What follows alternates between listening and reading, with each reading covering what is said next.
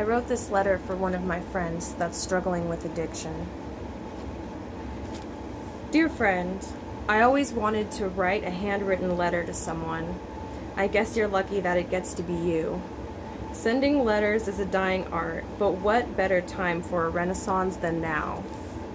It's September 3rd. We're in the middle of a heat wave. September is a transitional month of change. We can expect more crow sightings. They say things get worse before they get better. Perhaps that is why we are seeing such a drastic change in the weather. A few years ago, I realized that life is allegorical. We live in a symbolic story, and I've seen too many synchronicities to deny that this is the truth. I no longer believe in coincidence. Everything has meaning. I'm the kind of person who sees the image of Mother Mary in my toast in the morning. I'm also the type to sell it on eBay for buku bucks, as you would say, to those silly enough who share the same type of pareidolia as me. So what is it that I'm really trying to say?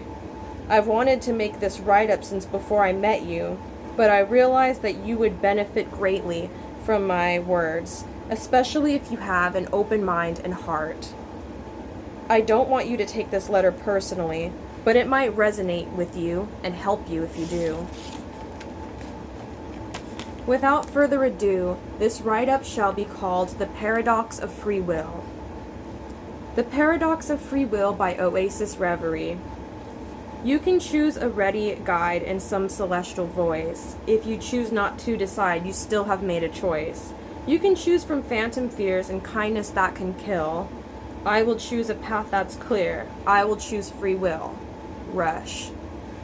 Although outside factors will always intermingle with our lives, providing us either opportunities or obstacles, we still hold on to our own free will. But I have observed a paradox within this world of free will. We have the ability to forfeit our free will if we choose to. I have watched many family members, and even my own self, succumb to such a forfeiture of free will in my lifetime. Many people with addictions will use substances such as alcohol, marijuana, heroin, meth, and the mainstream media. And undoubtedly, these things will change one's personality and behavior. I am a firm believer that we refer to alcohol as spirits because of the way that it alters our consciousness. From an animistic perspective, everything is conscious or alive. When we consume a substance, even when we drink coffee, we are consuming a plant in its dead form. This is opposed to its live form, like when we eat citrus or berries. Take marijuana, for example. We burn the flower. She dies, but her spirit inhibits and inhabits us. Of course, we can use substances to learn, but over time, addiction becomes nearly inevitable. I truly believe that all things derive from the living, Mother Earth, and that everything has an essence. We are what we eat, consume, watch, and listen to. I know that when I smoked marijuana on a daily basis, I truly felt as though another conscious being was communicating with me, opening my mind to abstract thought. But over time, it became more of a hindrance to my life. What I once considered a psychedelic symbiosis turned into a parasitic leech. I didn't feel like myself anymore. I felt irritable, angry, hypervigilant, and in fear. I thought plant medicine was meant to help us evolve, like the stoned ape hypothesis argues. But I was deceived, like many of my ancestors were. I would pray to God to help me, and I'd promise God I would quit if he would help my chest pains and abnormal heart rate go away. I'd break my promise and go right back to taking edibles and smoking the next day. I began to have paranoid delusions and intrusive thoughts. I was plagued with post-traumatic stress and nightmares. Then God sent me a blessing in disguise. I was injured at work, then laid off over the summer. I used my savings to pay my rent and bills.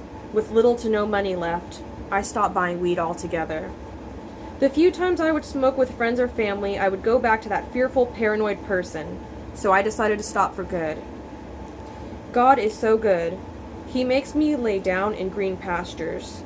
and he also knocked the blunt right out of my hand. I don't know what I would do without him. So what does it all mean? What is the point? If substances all have their own consciousness and they can intermingle with our free will, then that means that modern tales of possession are real. But we allow ourselves to be possessed when we choose to submit to our own addictions. And what I forgot to say in the letter is that a vampire can only enter your house with your permission. We can actually choose to give up our free will. The paradox of free will is that many choose to cling to their chains, to be enslaved in mental prisons. Your body is your vessel, but are you in control? Who is really in the driver's seat? Sometimes I envy the Mormons who abstain from all conscious-altering substances, including coffee. I want to consume life, plants, fruits, and the living tissues within meat, water, and all other life-extending elixirs. My friend, this is not just a letter, it is also an invitation. Will you take my hand and enter this journey towards free will and the pursuit of higher truth with me? I always tell you that God brought you and I together for a reason. I hope our serendipitous meeting does not burn out in vain. May we both learn from our experiences and embrace these life lessons as blessings from God, which they really are. I hope this letter finds you well. Oasis Reverie. Thank you.